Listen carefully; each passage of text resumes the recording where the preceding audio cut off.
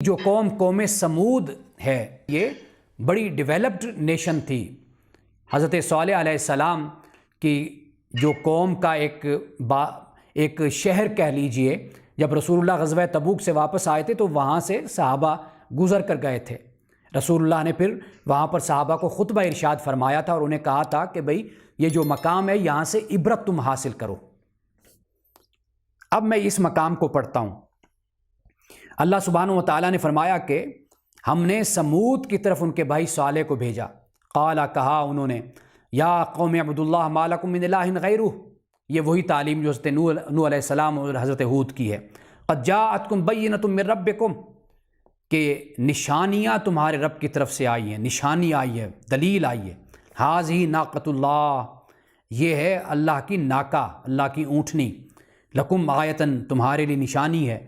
فذروھا تاکل فی ارض اللہ، اسے چھوڑ دو یہ اللہ کی زمین میں کھائے پیے۔ ولا تمسوھا بسوء، اس کو کوئی نقصان اور تکلیف مت پہنچانا۔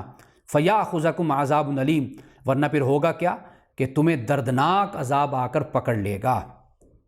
یہ قرآن مجید نے بیان کیا۔ اب دیکھیے آگے قرآن کیا کہتا ہے، وَاذْكُرُوا، یاد کرو، اِذْ جَعَلَكُمْ خُلَفَاءَ مِن بَعْدِ عَاد، اللہ تعالیٰ نے تم کو عاد کے بعد جانشین بنایا، حضرت ہود کی قوم کے بعد۔ وَبَوَّأَكُمْ فِي الْأَرْضِ، اور تم کو زمین میں رہنے کا ٹھکانہ دیا۔ تَتَّخِذُونَ مِن سُهُولِهَا قُصُورًا، اور پھر تم نے زمین پر محل تم نے بنائے۔ وَتَنْحِتُونَ الْجِبَالَ بِيُوتًا، اور تم نے پہاڑوں کو تراش تراش کر تم نے گھروں کو تعمیر کیا۔ فَاذْكُرُوا آلاء اللہ، اللہ کی نعمتوں کو یاد کرو۔ وَلَا تَعْثَوْا فِي الْأَرْضِ مُفْسِدِينَ، اور زمین میں فساد مت کرو۔ اور پھر جو آیان حکومت تھے، جو متکبر سردار تھے، انہوں نے اسی طرح حضرت صالح علیہ السلام کی دعوت کو جھٹلا دیا، پھر اللہ کی طرف سے عذاب اترا۔ اب حضرت لوط علیہ السلام، یعنی انہوں نے جو آخری حرکت کی تھی قوم سمود نے، وہ یہ کی کہ اونٹنی کی ٹانگوں کو کاٹ دیا، اور جب وہ اونٹنی نیچے گر گئی اس کے بعد پھر اس کو قتل کر دیا، گردن کاٹ دی۔ یہ اللہ سبحانہ و تعالیٰ نے فرمایا یہ میری نشانی ہے، آیت ہے۔ مطلب یہ تھا کہ ایک تو اللہ تعالیٰ نے آزمائش بھیجی کہ اگر یہ اس کو کچھ کہنے سے باز آ گئے، گویا کہ ان کے اندر ہدایت کی ابھی رمق باقی ہے، اگر یہ اس سے باز نہ آئے اور اس اونٹنی کو بھی انہوں نے تکلیف پہنچائی، گویا کہ اب ان کا وقت عذاب آ گیا، اب فیصلے کی گھڑی آ گئی۔ اب حضرت لوط علیہ السلام کی قوم کا ذکر ہے۔ وَلُوطًا إِذْ قَالَ لِقَوْمِهِ أَتَأْتُونَ الْفَاحِشَةَ مَا سَبَقَكُم بِهَا مِنْ أَحَدٍ مِنَ الْعَالَمِينَ، حضرت لوط علیہ السلام کو ان کی قوم کی طرف بھیجا۔ حضرت لوط علیہ السلام نے کیا کہا کہ تم ایسا فحش کام کرتے ہو، مَا سَبَقَكُم بِهَا مِنْ أَحَدٍ مِنَ الْعَالَمِينَ، کہ تم سے پہلے کسی قوم نے یہ کام نہیں کیا، یعنی ہم جنس پرستی کا کام۔ یعنی قرآن یہ بتاتا ہے حضرت لوط علیہ السلام سے پہلے جو دیگر اقوام گزری ان میں سب خرابیاں موجود ہوں گی، لیکن ان میں یہ خرابی موجود نہیں تھی۔ انکم لتاتون الرجال شہوۃ من دون النساء، کہ تم عورتوں کو چھوڑ کر مردوں کے ساتھ اپنی جنسی خواہش کو پورا کرتے ہو۔ بل انتم قوم مسرفون، بلکہ تم تو حد سے بڑھنے والے لوگ ہو۔ وما کان جواب قومہ، جب حضرت لوط علیہ السلام نے فرمایا تو پھر ان کی قوم سے کوئی جواب تو نہ بنا۔ الا ان قالوا اخرجوہم من قریتکم، تو کہنے لگے کہ نکال دو ان کو اپنی بستی سے۔ انہم اناس یتطہرون، یہ بڑے ہی صاف پاکیزہ لوگ بنتے ہیں، بڑے مطہر لوگ بنتے ہیں، ان کو نکالو یہاں سے۔ تو پھر اللہ سبحانہ و تعالیٰ کی طرف سے ان پر عذاب اترا۔ وامطرنا علیہم مطرا، ہم نے پھر ان پر ایک نئی طرح کی بارش برسائی۔ فانظر کیف کان عاقبۃ المجرمین، اور پھر دیکھ کیا انجام ہوا مجرموں کا۔ اللہ تعالیٰ نے ان کو مجرم کہا ایسی قوم کو کہ جن میں یہ ایک خاص بیماری پیدا ہوئی جو اس قوم سے پہلے نہیں تھی۔ اب اس کے بعد مدین کی طرف حضرت شعیب کو بھیجا۔ حضرت شعیب علیہ السلام آئے۔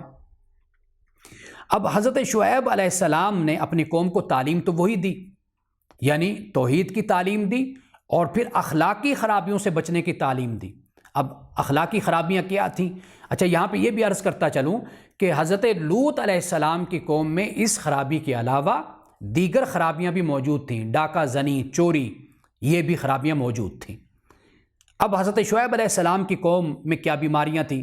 فَأَوْفُوا الْكَيْلَ وَالْمِيزَانَ، حضرت شعیب علیہ السلام نے فرمایا فرمایا ناپ اور تول پورا پورا کیا کرو، ولا تبخسوا الناس اشیاءہم، اور چیزوں کو مت کم تولا کرو، ولا تفسدوا فی الارض بعد اصلاحہا، اور اس کی اصلاح کے بعد زمین میں فساد مت پھیلاؤ۔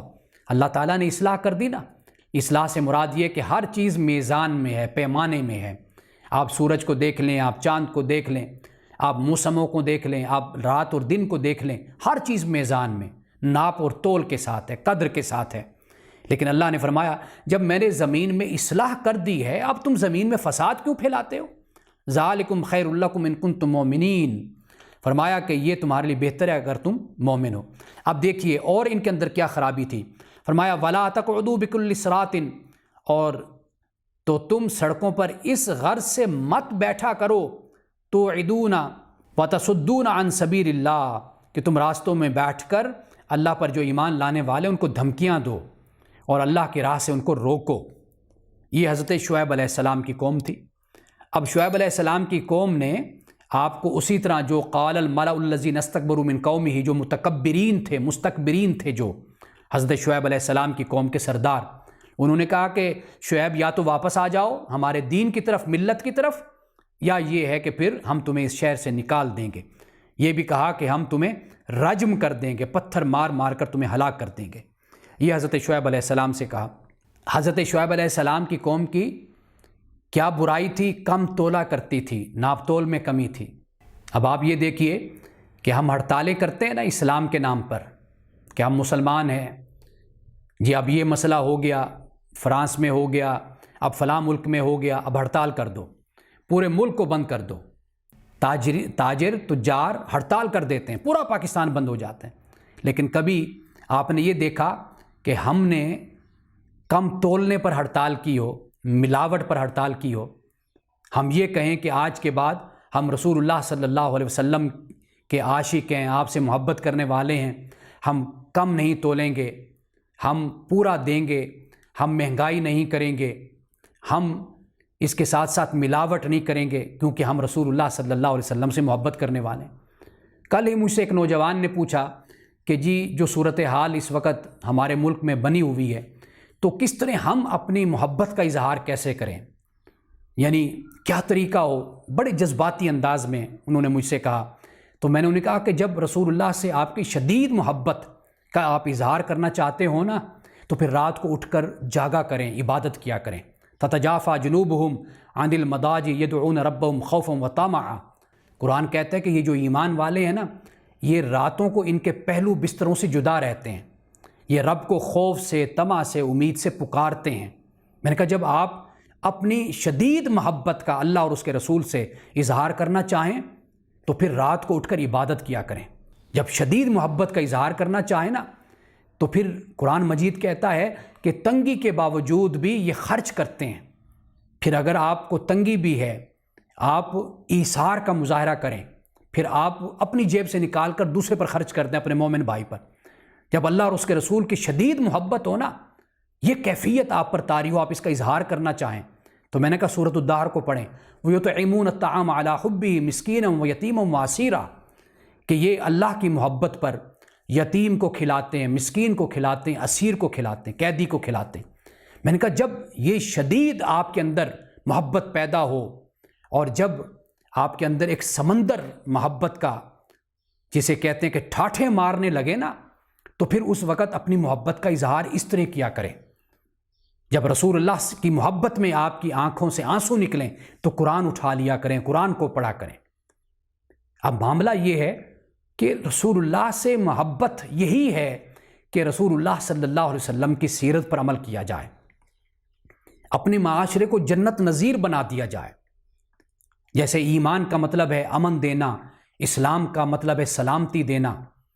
اسلام اور ایمان سلامتی اور امن کا پیغام دنیا کو جانا چاہیے، یعنی یہ طریقہ ہمارا ہونا چاہیے۔ یہ نہیں ہونا چاہیے کہ ہم محبت کی بات کریں اور بالکل ہماری محبت کا اظہار رسول اللہ صلی اللہ علیہ وسلم کی تعلیمات کے برعکس ہو جائے۔